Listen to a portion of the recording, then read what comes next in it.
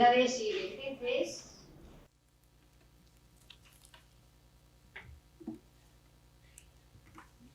Ciudades adaptadas. Participarán Mercè Pérez Salanova y Miguel Ángel Valero. Mercè Pérez Salanova es psicóloga, doctora en psicología por la Universidad Autónoma de Barcelona. Actualmente es investigadora en el Instituto de Gobierno y Políticas Públicas, miembro del Consejo Municipal de Bienestar Social de Barcelona, en el que coordina el Grupo de Trabajo Envejecimiento, y vicepresidenta de la red transnacional REIACTIS, que reúne investigadores, profesionales interesados en el ámbito de participación e integración de las personas mayores. Inició su actividad profesional en el ámbito de envejecimiento en Obra Social La Caixa. Posteriormente se incorporó a la Diputación de Barcelona, donde ha dirigido el programa de personas mayores y proyectos de desarrollo local, formando parte de redes europeas orientadas a la innovación en la atención a personas mayores y a personas afectadas por la enfermedad de Alzheimer.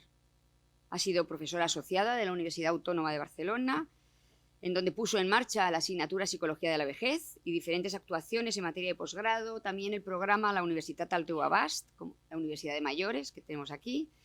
Dirige el área de intervención psicosocial y de participación del Institut de l'Envelliment, desarrollando proyectos de investigación y transferencia vinculados principalmente a la participación, entre ellos el proyecto Barcelona, Ciudad Amigable con las Personas Mayores, y el modelo de convención Las Voces de las Personas Mayores. Ha dirigido muchos trabajos de investigación, sobre todo con Joan Subirats, como el trabajo titulado Edades en Transición, Envejecer en el siglo XXI. Ha sido decana, fundadora del Colegio Oficial de Psicología de Cataluña. Y presento a Miguel Ángel, y así yo me bajo y lo dejo aquí. Miguel Ángel Valero es doctor en Ingeniería Telemática, profesor titular de Ingeniería Telemática, dirigió el Departamento de Ingeniería y Arquitecturas Telemáticas en la Escuela Técnica de Ingeniería, no sé, de Telecomunicaciones de la Universidad Politécnica de Madrid. En 2014 fue nombrado director del Centro de Referencia Estatal de Autonomía Personal y Ayudas Técnicas, conocido como CEAPAT, del Ministerio de Sanidad, Consumo y Bienestar Social del Gobierno de España, con sede en Madrid, por su experiencia en accesibilidad y en aplicaciones de la tecnología para la salud. Entre otras cosas, el CEAPAT con el IMSERSO están impulsando ese proyecto de ciudades amigables con las personas mayores de la Organización Mundial de la Salud. Muchas gracias por venir y por estar aquí y compartir. Empiezas. Gracias, Sacra. Sí, bien. Buenos días a todos y a todas. Buen día. Pues bueno, gracias por haberme invitado a participar en este seminario y estar unos días en la ciudad de Valencia, que es una ciudad a la que quiero mucho, en la que me siento muy cómoda y en la que tengo buenos amigos, que también contribuye a que a eso le guste a uno venir a una ciudad, ¿no es cierto? La propuesta que me hizo Sacra para introducir la presentación es que en el marco de esta mesa Ciudades y Vejeces, vivan los plurales, y ciudades adaptadas, pues yo tratara esta frase, ¿no? Esta idea, esta temática, que es las ciudades que habitamos, repensar la ciudad. Y entonces yo le pregunté a Sacra, pero oye, ¿tú de qué quieres que, o sea, qué estabas pensando? Y Sacra me dijo, de lo que tú haces, de lo tuyo. Y dijo, esto es devolver, esto es mover así, ¿no? O sea, Sacra es creativa, los que la conocéis sabéis que lo es y mucho, y ahí se jugó, ¿no? Y entonces vamos a ver qué pasa con esta creatividad que yo he intentado trabajar al cuadrado con toda la honestidad del mundo. A ver, clic, clic, clic, aquí, vale, perfecto, sí. Aquí estamos. Venga, yo siempre tengo un lío entre el adelante y el atrás. Bien, ¿se lee? ¿Se lee mal?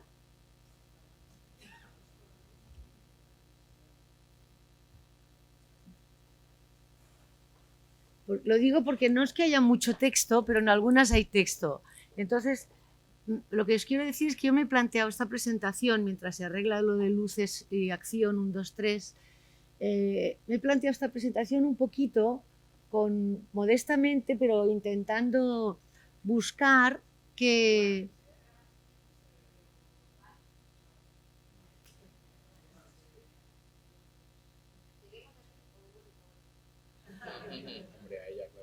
Bueno, pues entonces me veis a mí. Oye, no pasa nada. Vamos a hacer, como no hay mucho texto, vamos a trabajar. La posibilidad de adaptar las ciudades pasa porque los humanos también nos podamos adaptar. A veces tenemos los recursos fuera y cuando no los tenemos tanto fuera, los tenemos que buscar dentro. Entonces, yo a lo mejor os miro menos, pero estas cosas que creo que son básicas, pues voy y las leo.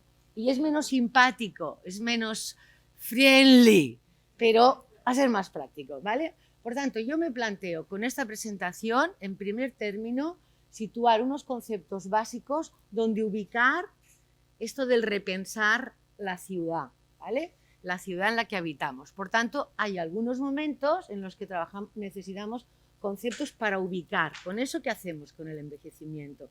Para los que estamos en esta sala, al menos para unos cuantos y cuantas que yo conozco y con los que tengo vínculo de afecto, muchas veces hablamos de que acabamos haciendo del envejecimiento nuestro mundo y es nuestra referencia. Y todos los que no reconocen y respetan el envejecimiento son, pero qué horror, ¿no? Pero ¿cómo puede ser que? Y el envejecimiento es una pieza más en este mundo complejo en el que vivimos. Por tanto, habrá momentos en los que diréis, oh, pues si tanto ha trabajado en el envejecimiento, qué poco sabe el envejecimiento aquí hasta ahora, ¿no? Entonces, vamos a verlo. Lo primero que quiero es proponer, escudriñar un poco eso que Sacra me propuso, las ciudades que habitamos. Y para eso acudimos a unos conceptos básicos que son instrumentos estris que proceden de la sociología y que la antropología ha incorporado claramente y que a mí me parece que todos los que trabajamos en el entorno local tendríamos que tenerlos siempre como ahí alimentándolos, ¿no? Como el mate de los argentinos o los uruguayos que lo van alimentando, ahí chiquichín, chiquichín, pues esto. Y estos son los que voy a leer directamente, no a explicarlos, a leerlos. Juan. El primer concepto es el de habitar, son dos, habitar y habitus, que son primos hermanos muy, muy próximos. Habitar, conjunto de prácticas y representaciones que nos permiten a los humanos, que permiten al sujeto colocarse, situarse dentro de un orden espacio-temporal, reconociéndolo y a la vez estableciéndolo. Gracias, Clarisa. Reconociéndolo y a la vez estableciéndolo. Habitus, saber o saberes, sigamos en plural, incorporado en el cuerpo, en nuestro sentir, en nuestro hacer, que se hace presente en las prácticas.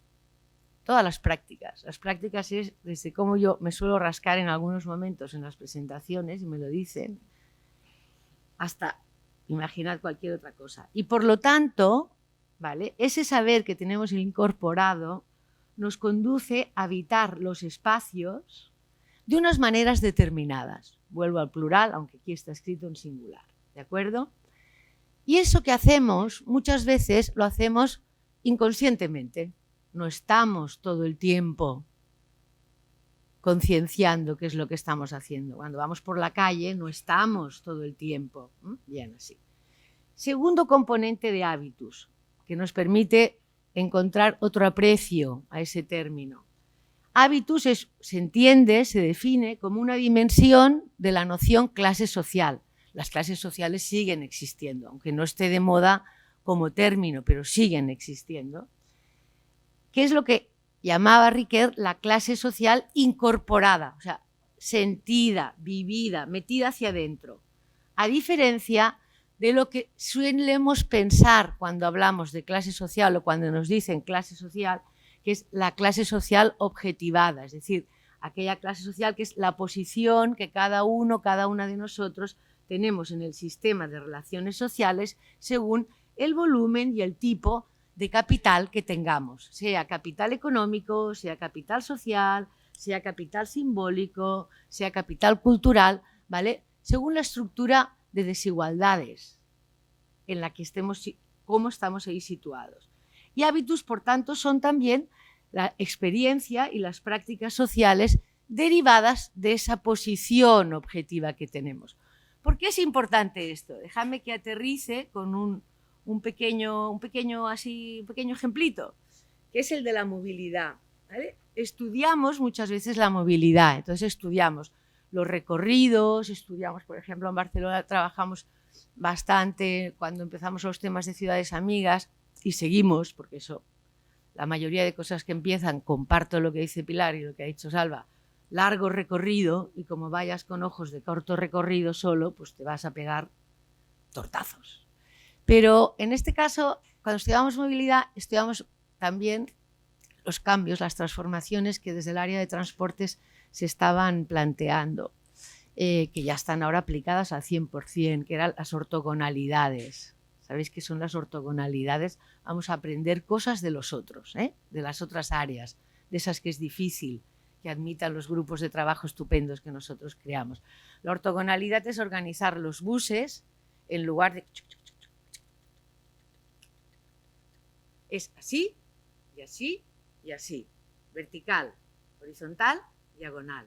Y luego complementos. Y luego algo que en Barcelona está conquistado desde hace bastantes años, no me hagáis decir cuál, porque no me lo he buscado, no lo he anotado, por tanto, que son los pequeños buses de barrio, que fueron una consecución de alianza entre movimiento feminista y movimiento apoyado por movimiento de personas mayores.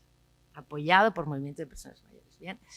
Para eso, para lo que es la vida cotidiana. Entonces, si pensamos en términos de hábitos, podemos analizar, no voy a entrar en ningún resultado, pero podemos analizar de otra manera lo que las personas mayores y los otros y las otras decimos a propósito de cómo me ha impactado en mi vida cotidiana la ortogonalidad. ¿Vale? Ya está, no voy a concretarlo más. Solamente como quedaros con esta idea, que no es un concepto que esté por ahí flotando, qué bonito, ¿no? Va a estar Marriquel, histórico. No. Es un concepto que nos sirve, diríamos, para trabajar. Vale. Los otros dos conceptos, ya voy hacia atrás. Vale.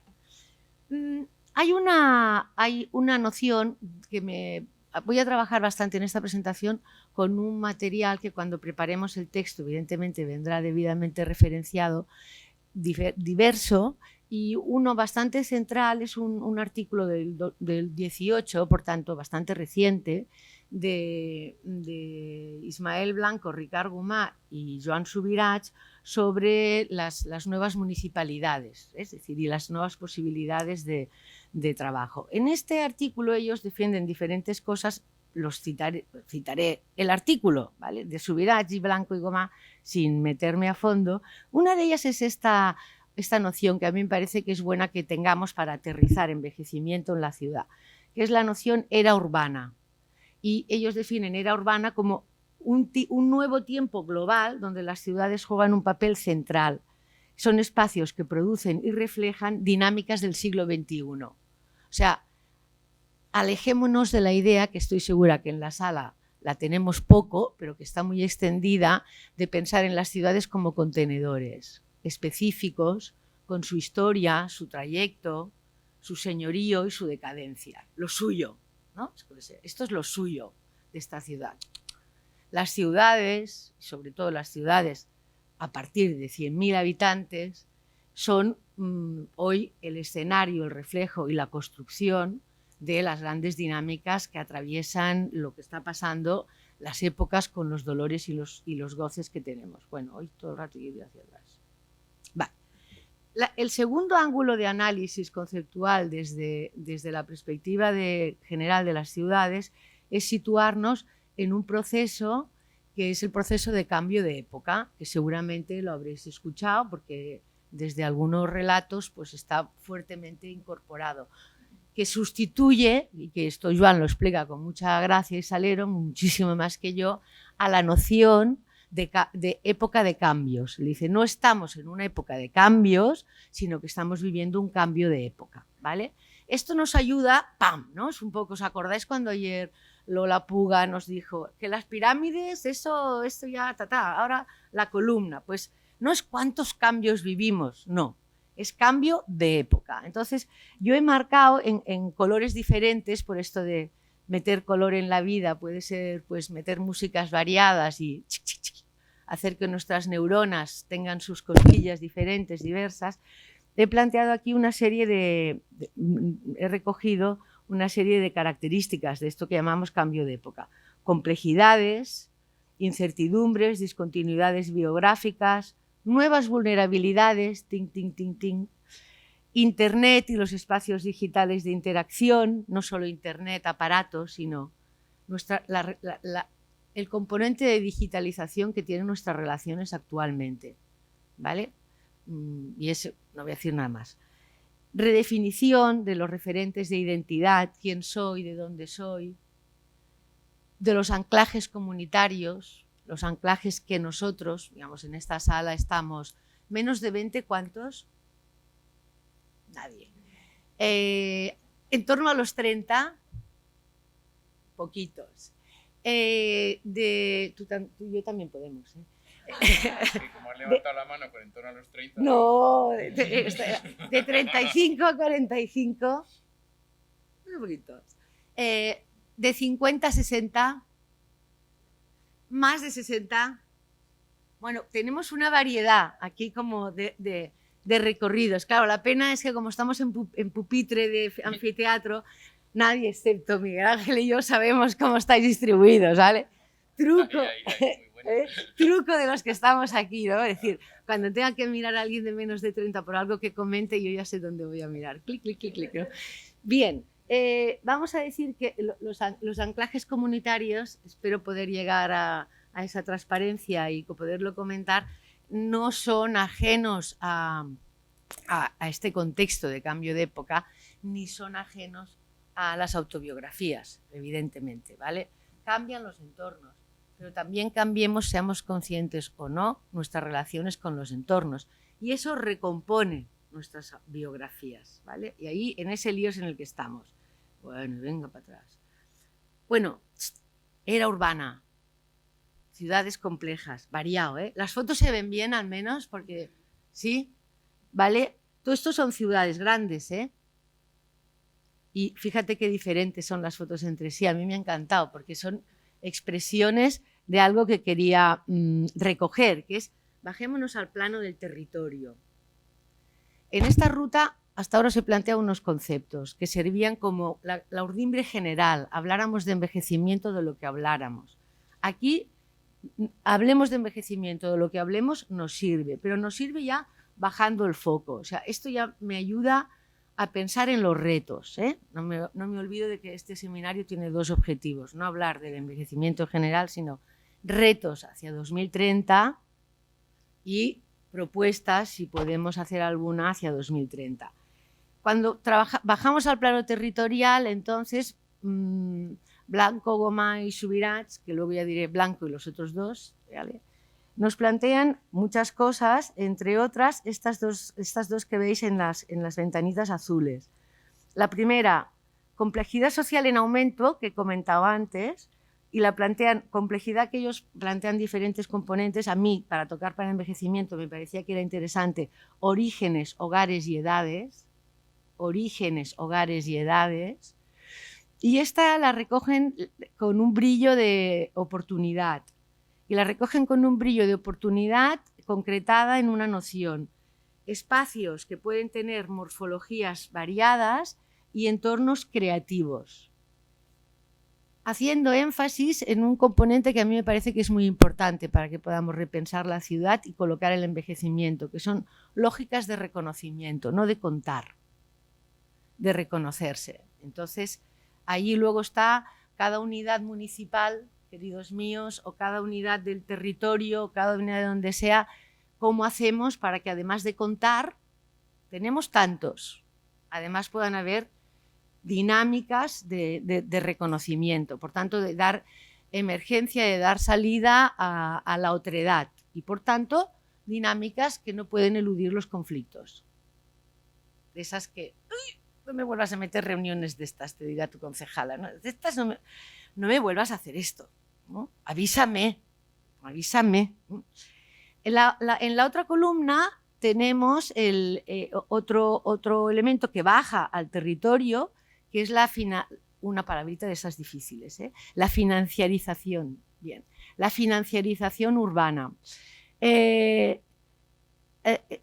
De las, no sé, son 300 ciudades más dinámicas del mundo, recogen, creo que es el 23, recogen X tanto de población, Me vais a permitir que lo busque porque no me acuerdo. Las 500 ciudades más dinámicas del mundo recogen el 23% de la población. Pero de esas ciudades, hay que rescatar otro dato, que es que las ciudades de más de 300.000 habitantes en el mundo son las que producen más del 70% de emisiones. ¿Vale? Como para poder pensar qué pasa con los modos de construir, de financiar, de desarrollar, de actividades económicas en la ciudad, como los cruceros estupendos que os llegan a Valencia o que llegan a mi querida ciudad de Barcelona, que evidentemente son un polo flotante de desarrollo económico y un polo flotante de contaminación y generador de problemas de salud pública. Y eso es un núcleo, un nudo de conflicto, ¿no es cierto? El segundo componente digamos, el riesgo, un riesgo que ellos expresan claramente, es el de las expulsiones y la sustitución funcional y poblacional. Y eso afecta al envejecimiento en todo lo que son los procesos de gentrificación, ¿vale? En los que yo no voy a entrar aquí. Sí que entraré un poquito en el texto, cuando prepare el texto, Sacra, ese texto bendito que llegará. Bien. En este camino de trazar retos tenemos, por un lado, en azul, dos componentes de los que he hablado un poquito: contexto de cambio de época, he hablado un poquito de vida cotidiana y no he dicho nada de actores. Y ahora nos vamos al verde. El verde es el que quiero que nos alumbre, ¿no? El color verde es pasen, pasen. Y lo he engrandecido un poco. He mantenido contexto de cambio de época, he puesto más grande vida cotidiana y actores, he añadido derecho a la ciudad y he añadido otra componente, que es el trabajo de cuidar. Vamos a hablar ahora de estas cosas. Vida cotidiana. Vida cotidiana, como objeto de estudio en la vejez, es relativamente reciente. La vida cotidiana se introduce en las investigaciones en la vejez cuando se empieza a trabajar analizando estilos de vida, cuando no se trabaja la vejez o las personas mayores en grandes bloques, cuando se pasa, digamos, de la lógica prestacional a la lógica de los individuos, los modos de vida, los estilos de vida, y por tanto todo esto apuntala a eso que ahora ya decimos todos, de la gran diversidad, la gran heterogeneidad, la gran variedad, no se puede hablar de colectivo, ¿vale? Entonces, vida cotidiana tenemos que situarla, diríamos, ahí, con toda esa fuerza. Actores con derecho a la ciudad, a mí me sugiere a la hora de trazar retos de algo que yo considero que es clave y que Pilar ha marcado un poquito y Salva ha marcado todavía más, que es las personas mayores son actores consigo mismos y con los otros como consigo mismos, o podemos plantearnos que los retos, uno de nuestros retos sea actores de ciudad junto con otros actores de ciudad. Y en este planteamiento, vinculado a esto, está el trabajo de cuidar. O sea, el trabajo de cuidar, nosotros solemos colocar el trabajo de cuidar, solemos colocar a las personas mayores como los que hacen el cuidado individual o como los que reciben el cuidado individual, y muy poquitas veces los colocamos como actores constructores al lado de otros de las definiciones de ese cuidado, ¿vale? Muy poco. Entre otras cosas porque estamos hablando de entorno local, y en el entorno local aquello que corresponde a los cuidados queda delimitado a una serie de servicios, que son los que Pilar nos ponía en su primera diapositiva. Dice, todos estos conocidos. Bueno, pero todos estos conocidos, y voy a entrar un poquito en ello, pueden cambiar. Y si cambian, podemos usar la ciudad de otra manera y generar otro tipo de ciudad. El trabajo de cuidar, por otro lado, puede plantearse como algo que es exclusivo de lo gerontológico, o puede plantearse como algo que es directamente de la política.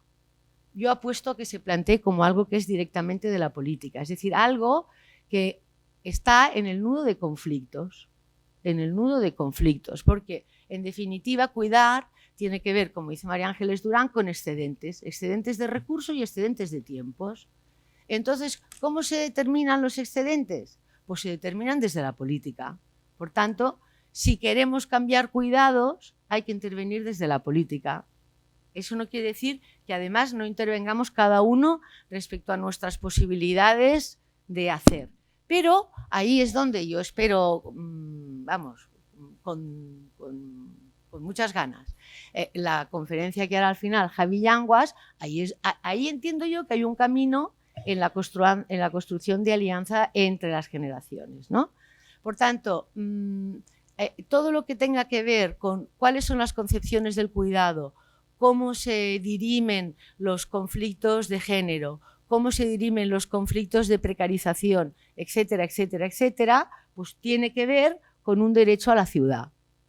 No tiene que ver solamente con un derecho a los cuidados, tiene que ver con un derecho a la ciudad, porque es ahí donde se están llevando a cabo, me es igual de quién sea la titularidad o la competencia, es ahí donde se están construyendo o destruyendo o inhibiendo posibilidades. Bien, esta vez no me he equivocado. Encaminándonos hacia propuestas, tenemos tres líneas. Una, entender que lo urbano, y son 3 líneas, quiero decir que para mí son principios, los podéis compartir o no, pero entendiendo los retos, pues yo veo que tenemos 3 líneas, que son, una, lo urbano puede ser un motor, tú decías, ¿quién le da el interruptor? Pues aquí, ¡brum! O sea, motor hidráulico, o sea, de gas, tal, no sé qué, pero motor de reconstrucción de lógica comunitaria no de la lógica comunitaria de la nuestra, de los servicios sociales, no, de la lógica comunitaria de la democracia. O sea, nosotros estamos acostumbrados a democracias formales representativas. Podemos pensar en democracias de lo común y en democracias comunitarias, ¿de acuerdo? Y eso no es lo de los indígenas. Son otros conceptos que no están tan desarrollados y que además en la formación académica de los de hasta 30 quizás sí, pero de los de 30 para acá eso no ha estado. O sea, el mundo de los procomos, de los comunes, de las configuraciones del bien común, eso no ha existido en nuestras formaciones. Y ahora aún es muy reciente. Por tanto, pensar la democracia y la comunidad resulta, digamos, lo tenemos como con poca proteína en nuestras cabezas. Por eso nos cuesta pensarlo, también, entre otros motivos. Lo urbano puede ser un motor en la lógica colectiva de los derechos y puede ser un impulsor de algo que a mí me parece muy interesante que plantean Blanco, puede ser un motor también impulsor de alternativas más que de resistencias. De alternativas, o sea, de la resistencia a la disidencia creativa, construyendo alternativas. Esa es una pista nueva que lo local puede ser motor. Los gobiernos locales, aquí yo veo un 10, eso se ha colado. Sí, no, pero vamos, podría ser a los otros. Los gobiernos locales con una visión abierta que involucre, implique actores y tejido social, creo que ya he comentado algo de estos, que sufro por el reloj, y la concepción de gobernanza.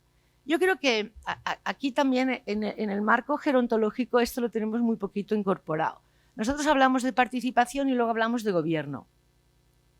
Claro, o nosotros le damos la vuelta a esto, aliándonos con quien haga falta o con quien cada uno piense que se quiere aliar, o si no, la participación siempre van a ser como grupos de setas.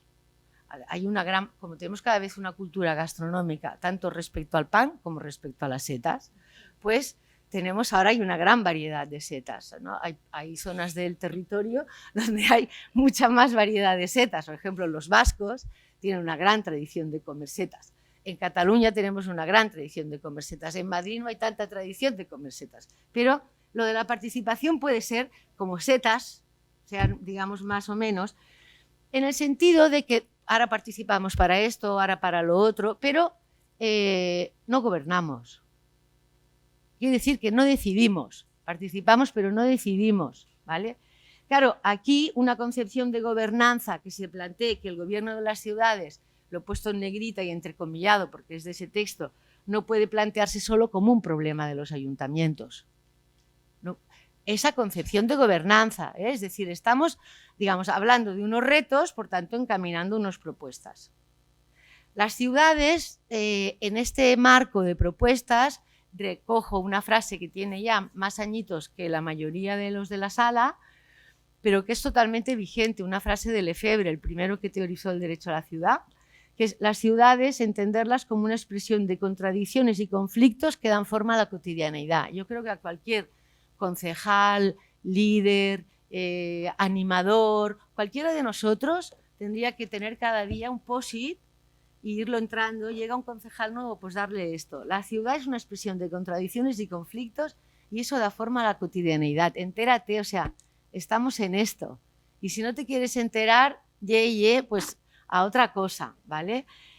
Por tanto, si esto es así, unos componentes a defender es que no podemos dar como justificación a las cosas únicamente la lógica institucional. O sea, a veces la lógica institucional está justamente para analizarla no desde la resistencia, sino desde la disidencia y ir a buscar lo alternativo.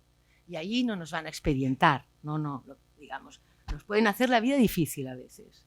Pero como no lo vamos a hacer solos, porque nadie de la sala, si está en este seminario a segundo día, es estúpido respecto a los temas urbanos y de envejecimiento, cuento yo, pues hay tres elementos que son, desde el punto de vista de sus autores y de otros, nucleares en este momento como exigencias o expectativas, aspiraciones de las personas. Es un trío.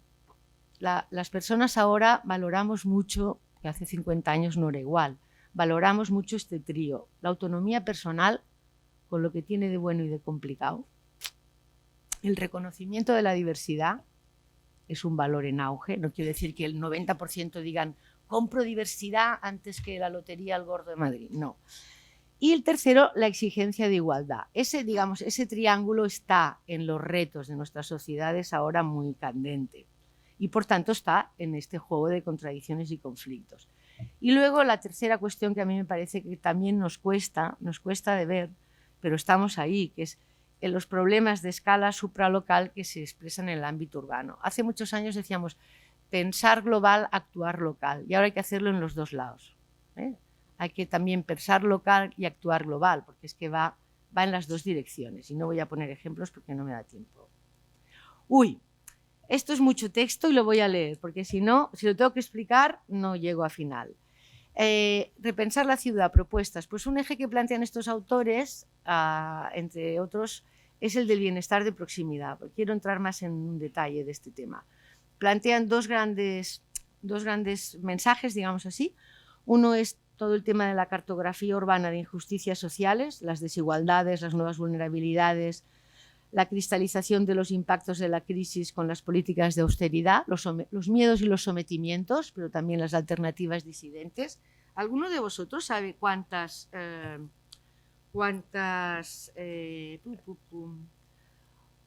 nodos de la plataforma de afectados por la hipoteca tenemos en España en este momento? ¿Os gustaría saberlo? Nodos, unidades de acción. Unidades de acción. Como esto se entiende como una red, pues los nodos activos en la red, ¿vale? ¿Cuántos diríais que menos de 100? Menos de 100. Bien. Uno, ¿eh? ¿Cuántos diríais 150, 170? Bueno. ¿Cuántos diríais más de 200? Bueno, pues acertáis la mayoría. Bien, 254 nodos. ¿Vale? ¿Por qué planteo esto? Porque a mí me parece que es interesante, cuando estamos hablando de impactos de la crisis y de las políticas de austeridad, también percatarnos de cuáles son los recursos activos, que ayer Clarisa nos recordaba, cuáles son los activos que tenemos en las comunidades. Y cuando pensamos en activos en las comunidades, pensamos desde nuestro ángulo. Yo la primera, ¿eh? ¿Cuáles son los recursos que pueden servirnos para la soledad, para esto, para lo otro, para tal, para cual, ¿no? Y en cambio, no pensamos en que en las comunidades hayan estos nodos, significa que hay una proteína ahí circulando, que no es la que yo voy a usar, pero está ahí circulando. Es la que en lugar de resignarse, sufrir en silencio y en privado, decide apostar por otra cosa. No digo que nos tengamos que hacer todos de la PAT, no, no. Estoy intentando como abrir la panorámica a lo que significa manejarnos en siglo XXI, 2019, 2019, a un ratito, que son 11 años, que es un ratito del 2030, etc. La otra gran idea que nos aportan a estos chicos, que son los autores, es la de la ciudad como un espacio de reconstrucción de derechos. Y entonces ahí, sobre todo, querría señalar una cosa, porque me permite introducir un bonito ejemplo, que es la red de servicios de proximidad y los procesos de apropiación comunitaria, ¿vale? Ellos también plantean aquí con otros autores, esto es más generalizado, la impulsión, o sea, impulsar, reforzar la distribución paritaria de cuidados. Ahí yo creo que también tenemos una posibilidad, Javi Yanguas, de construir alianzas entre las generaciones. A ver si, no sé cómo lo ves tú, me gustará discutirlo. Bueno, ahora vienen 3 fotos. Y que lo que me gustaría es que las mirarais. No voy a entrar en números ni en datos. Este es un ejercicio de la ciudad de Barcelona, promovido desde su ayuntamiento, con una idea que nace de la medida de democratización de la cura, la democratización de los cuidados, un plan estratégico de estos que te ayudan a construir relato, y que nace también de una movilización desde la área de gestión urbana, esas que suelen ser las duras, nada más a la piedra y tal, que digamos con el gobierno que empezó de Barcelona en Comú en 2015, apretó con mucha fuerza a ver cómo reconsiderar el urbanismo desde otras lógicas, y tomó la idea de pacificación con una lógica de superislas, ¿vale? Dentro de determinados espacios del territorio, pues reducir los flujos de tránsito y organizar, digamos, no tan solo la peatonalización, sino eso, crear espacios de encuentro y de comunidad, ¿vale? Crear espacios que puedan fertilizar, que en lugar de ir por la calle todos corriendo te vienes a la cara, ¿no? Digamos, cada uno haciendo su gotita de amigabilidad, ¿vale? Su perfume de amigabilidad cada uno. Bien, entonces aquí la foto esta es la densidad de personas que utilizan el servicio de atención a domicilio en la ciudad de Barcelona. Esto es la ciudad de Barcelona, lo que tenéis abajo es el mar, y aquí tenemos los diferentes distritos. Más intenso el azulito, mayor intensidad. He prometido que no iba a entrar en números, pero me gusta esto porque nos permite pensar en la proximidad de otra manera, ¿no es cierto? Esta acción también todo este ejercicio investigador, que evidentemente que cuesta dinero, como bien nos ha señalado Pilar Serrano, por tanto tiene que tener un apoyo político decidido, porque esto no son fotos, no sirve para hacer grandes reportajes, además. Esto luego también se ha vinculado a reflexionar cómo podemos redefinir el servicio de atención domiciliaria, porque este año tocan nuevas plicas. Entonces empezó un piloto en varios distritos. Aquí os he colocado el de Ciutat Vella, porque las que conocéis Barcelona seguro que en Ciutat Vella habéis estado, es la parte vieja. Y si no, aquí en Valencia tenéis también Ciutat Vella, y por tanto podéis como patinar por esta zona, ¿vale? De patinete, de los que ahora vamos por las calles. Entonces, tenemos claramente zonas otra vez más menos, pero fijémonos que aquí tenemos las cuadrículas, y entonces aquí tenemos las zonas piloto. Una de las zonas piloto en uno de los barrios de Ciutat Vella.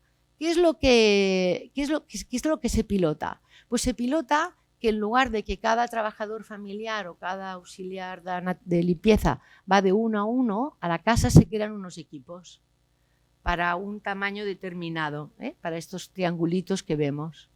Se crean unos equipos, y ese equipo es el equipo responsable del cuidado de esas personas. Entonces se acaba la relación 1 a 1. Se acaba para la persona que cuida la soledad de ser yo solo el que va. Se complejiza, sin duda, ¿vale? Se complejiza. Son equipos de 10, entre 7 y 10, ¿vale? Tienen muchas cosas buenas, tienen cosas que hay que reflexionar cómo se pueden mejorar, pero nos ayuda, por ejemplo, a construir un tipo de contrato que ayuda a desprecarizar. Porque en lugar de ser parciales y pequeñitos, pueden ser contratos más sólidos, ¿vale? Ahí estamos consiguiendo varias cosas, de todas las que hemos dicho que se colocaban en los retos, ¿eh? Os las dejo para que las podáis pensar. Pum. Si seguimos repensando en la ciudad, tenemos que ver las personas mayores como actores. Me quedan 5 minutos, voy a correr. Esto parecería que todo es igual, que la participación igual tiene tanta grandaria, tanto alcance como lo que es participación con mirada colectiva, como con mirada relacional, como con mirada de incidencia, y como bien nos ha anticipado Salva, ¿no es así? Esto es más real. Estos redonditas, pequeñas y grandes, es más lo que está pasando. La participación desde las personas mayores y desde lo que estamos promoviendo se coloca mucho más como la participación individual y mucho menos como la participación en una clave colectiva, ni de lo que hago, ni porque lo hago con otros en esa clave colectiva. Es fuertemente relacional, y eso está bien, eso es bueno, no digo que no lo sea, y es pequeñita en términos de incidencia, pequeñita en términos de incidencia, muy poca disposición a la incidencia. Otra cosa diríamos es cuánta proteína de incidencia encuentro yo por ahí. En mi historia, estamos hablando de baby boomers, ya veremos qué pasa con los baby boomers. Todos los baby boomers franceses no hicieron el mayo del 68, eso fueron unos cuantos. Todo el mundo de baby boomers no hizo la resistencia antifranquista. No. Por tanto, vamos a ver digamos, cuánto cambia, cómo cambia y en qué direcciones cambia. ¿Por qué he montado esta pirámide que parece de estas de Doblas y papiroflexia? Porque esto es lo que nos gusta ver. La dimensión individual, la dimensión colectiva, la dimensión relacional, la dimensión de la incidencia. En cambio, nos cuesta más ver, porque nos obliga a pensar en intervención, como bien nos apuntaba Salva, esta donde hay desequilibrios. Bueno, hay que cerrar. Y como que hay que cerrar, pues esto os lo leo simplemente. Por un lado, pensar las personas mayores y la ciudadanía tiene que ir de la mano de una vida con sentido, y una vida con sentido en términos de construcción del territorio pues se hace desde la casa, desde el edificio, desde el vecindario, desde el barrio, y todo eso alimentará comunidad. La ciudad tiene estos dos componentes de cotidianeidad y proximidad. Las ciudades amigables nos han ayudado a introducir esto, no tanto a introducir participación de incidencia. Los entornos, solemos pensar más en los entornos dentro de casa por un lado y fuera de casa por otro, en lugar de pensarlos integrados, como si dividiéramos la vida, ¿no? Hasta aquí estoy de una manera y luego estoy de otra. Y el tema de la pertenencia me pediría más tiempo, o sea que solo voy a enunciar que lo que tenéis aquí escrito es vínculos y conexiones. La pertenencia siempre tiene que ver con un sentido de acuerdo con lo que somos y por tanto eso tiene muchas fugas. Y por el otro lado, biografías, aspiraciones y contextos. Y todo eso aboca a poder sentirnos implicados en y implicarnos en o no. Ahí tenemos un reto que es cómo abordamos la pluralidad, la participación en las diferentes etapas del envejecer. Sobre todo el gran reto de la participación cuando las personas padecen limitaciones funcionales, les cuesta, en esto también tenemos experiencia. La pluralidad también desde identidades múltiples, las dinámicas inclusivas, trabajamos muy poco sobre procedimientos, métodos de cómo trabajar para que las participaciones sean más creativas, para que el que ha participado vaya a buscar a otro y le diga, jo, Josep, es que tens que venir, ¿no? Has de venir. Y luego el estatus. Medio minuto. El estatus de las personas participando puede ser un estatus específico, nosotros con nosotros, o puede ser un estatus común. Y si es un estatus común, puede ser un estatus compartido. Y si es un estatus compartido, puede favorecer más alianzas. Un regalo final. Estos son nuestros retos, ahí están detrás de ellos, y también estarían nuestras propuestas. Vivimos en una sociedad digital, tecno. No podremos avanzar si no somos conscientes de que como ciudadanos tenemos que saber mucho más de esto.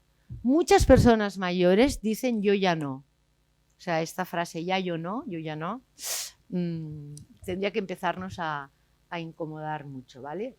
Me he permitido poner a Morgan Freeman, que seguro que es un actor que, por su raza, ¿vale? Porque esa es la intersección de variables, tendría que ser una función obligada, y me he permitido poner la bandera de reivindicación del movimiento LGTBI, porque ese es un componente de diversidad que amanece muy poco todavía en nuestros retos y en nuestras propuestas. Bueno, espero que esto nos sirva para pensar. Gracias por vuestro interés, paciencia y miradas amables.